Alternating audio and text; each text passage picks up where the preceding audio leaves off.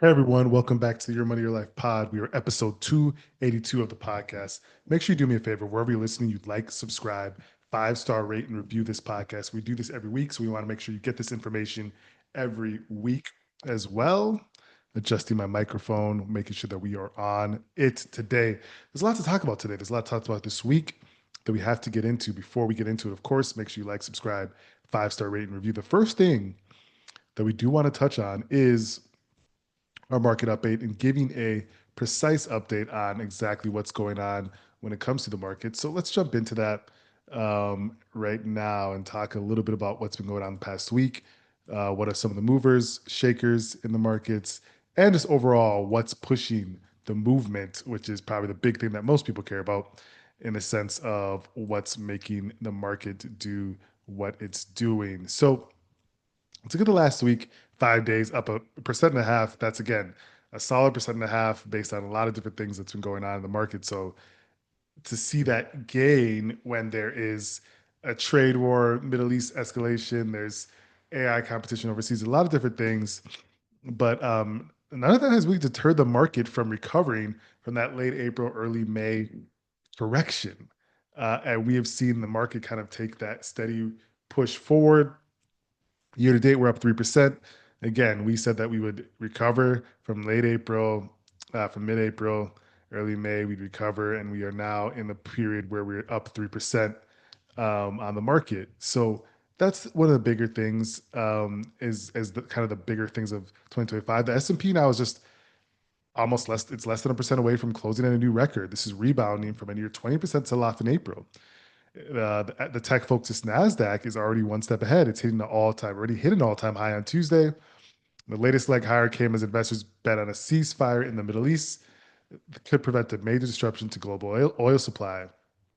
A lot of investors and people are surprised with the magnitude of the rebound.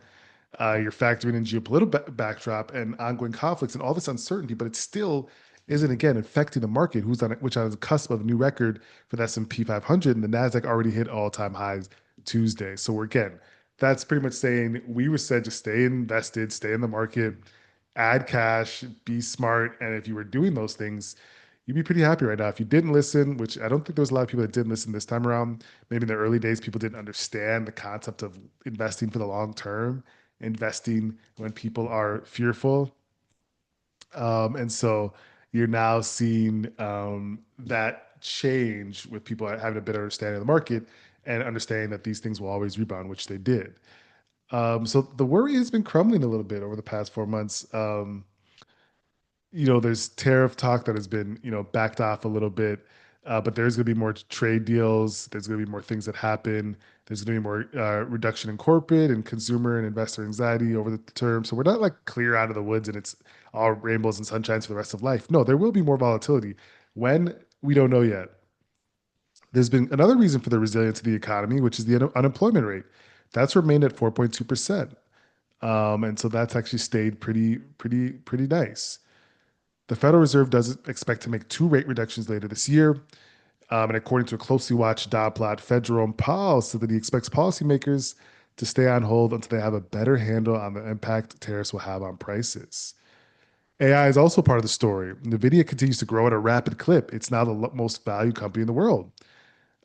Big tech spending on AI chips hasn't slowed down at all. Investors were rattled at the beginning of this year with China's DeepSeek. But remember DeepSeek? I talked about it for like 2 weeks and I haven't said that word again. DeepSeek, who the heck is that? What is that? No one even remembers. So there's a secular trend of AI that remains robust. AI and this chip makers, every part, the best tool, the best hardware, best software, every part of AI, I believe you should be watching closely and should be totally enthralled with and invested in. Estimated that AI could drive 1 trillion of spending by 2030, including investments in generative AI computing, networking, and storage infrastructure. Still, in the next few weeks, could bring more volatility in the market again. There's investors are bracing for the July 8th deadline for reciprocal tariff suspension. So that's stuff that could be down the pipeline. You have more jobs dates that are on deck next week to gauge the health of the labor market. So there are things to look out for in the market and the things to be, radically cautious of. But in general, you couldn't ask for a better rebound so far. And so that's one thing to keep in mind is, we did rebound and we rebounded quite heavily. And if you'd stayed invested or listened to us and added more, you could be happy with that blip in time and the fact that you didn't make a rash decision over a short month period, right? Speaking of rash decisions, Intel is about to cut its auto division staff. Intel is eliminating its automotive division and laying off most of the department staff as the semiconductor giant continues to slash costs. A lot of companies are looking for ways to slash costs, and Intel seemed to have found one. They confirmed that they shut the small but active auto tech business. It was first supported by a publication saying they're going to refocus on their core client and data center portfolio. So saying we're not going to do this auto thing that we were trying to do. We're going to focus on what we're good at.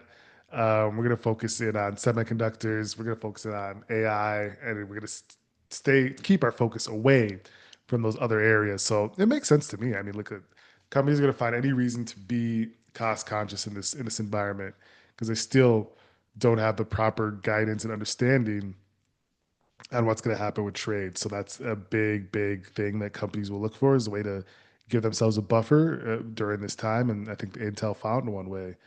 Google, on the other hand, has released a new agentic tool to encourage developers to use its Gemini AI models to compete with rivals OpenAI and Anthropic. It's dubbed Gemini CLI or CL1. The versatile application plugs directly into users' terminals and lets them use natural language command extension to debug code, write features, and streamline tasks to promote its adoption. The tech giant is currently offering large usage limits, including 60 model requests per minute and 1,000 model requests per day at no cost. That's interesting. So they just introduced Gemini CLI, an open source AI agent that empowers developers. So it's really aimed for developers.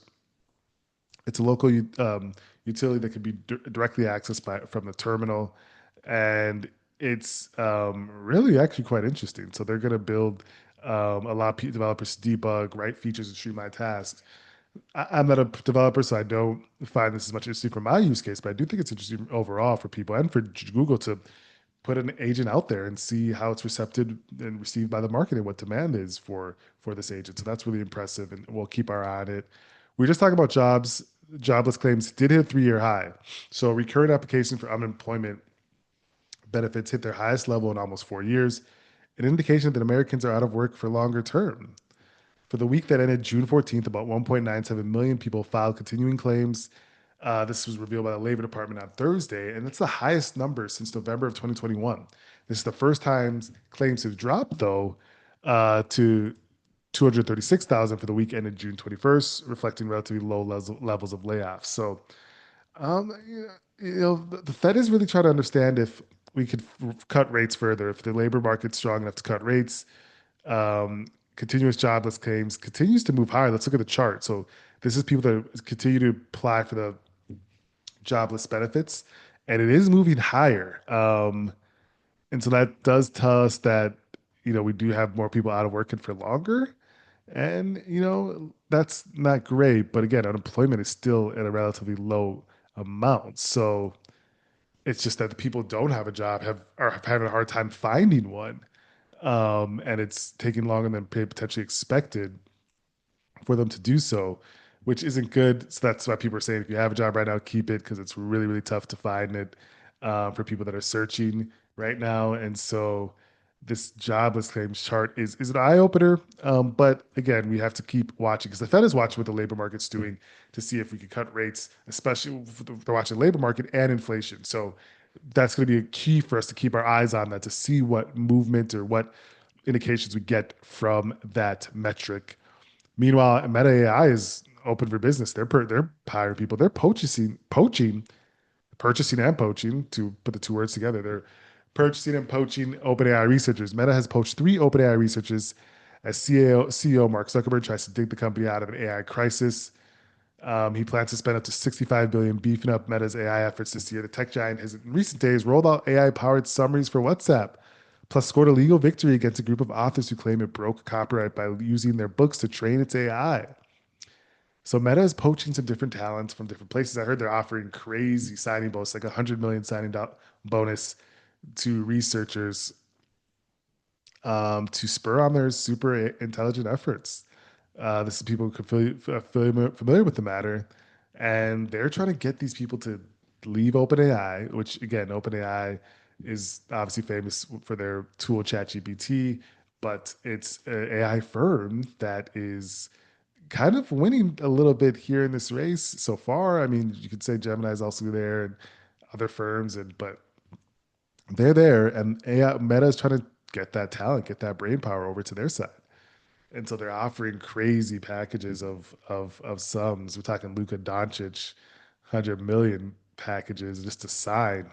And so that's pretty crazy to see, but we'll see. I mean, it's a race, and people are going to try to get the best talent. And to win the race, you need the best talent and the best people to figure out the best products to bring to the masses, right? That's the big thing. Because the more usage you get on your AI tool, the better it trains and learns itself. So, interesting news. We'll keep our eye heavily, heavily on that and watch that movement from afar. Let's go into the roundtable. The roundtable today, we're going to talk a little bit about credit. Let's talk credit. Something that touches nearly every aspect of our financial lives. It's credit. Whether you're trying to get approved for an apartment, financing a car, apply for a mortgage, or even securing certain jobs, your score matters. It's like your financial reputation, essentially. Lenders, landlords, and sometimes employers use it to gauge how trustworthy you are with money. But I don't know if you guys have seen this, but you've probably seen those big pay now, buy now, pay later firms paying for options on sites like Afterpay, Klarna, or Affirm. They're called buy now, pay later. We've talked about it extensively on this platform. But these platforms exploded in popularity, especially with younger consumers. Until recently, many of these BNPL purchases didn't show up on your credit report, which meant using them responsibly wasn't helping your credit build you credit. But that's changing. Some BNPL services are starting to report on time payments to credit bureaus like Experian, Equifax, and TransUnion. That means that if you use them and pay on time, it could boost your credit score profile, but it also means that missed payments can hurt you. So treat those like any other form of credit. Student loans, if you already know, if you got student loans, those are already big part of your credit story, whether they're federal or private. They typically show up on your credit report as installment loans. What matters here, making payments on time. Even if you're in deferment or forbearance, check your statements regularly and communicate with your loan service to stay current. One missed payment can stay on your credit report for up to 7 years. So how do you build credit, ladies and gentlemen? You can open up a secured credit card if you don't have any credit at all. You can put down a deposit, and the card issuer gives you a limit based on that. It's a great starter move. That's a great way to start. A secured credit card is a great way to start. Become an authorized user. A parent or partner or trusted friend could add you to their credit card. Their good credit behavior helps you. So parents who do that for your kids. Pay everything on time. That's an easy one. But on time payments make up 35% of your credit score. Even one late payment can set you back 35% of your credit score. Keep utilization low. Try to use less than 30% of your available credit. That shows lenders that you're not overextending. Don't open too many accounts at once. Each application triggers a hard inquiry. Too many too quickly can ding your score.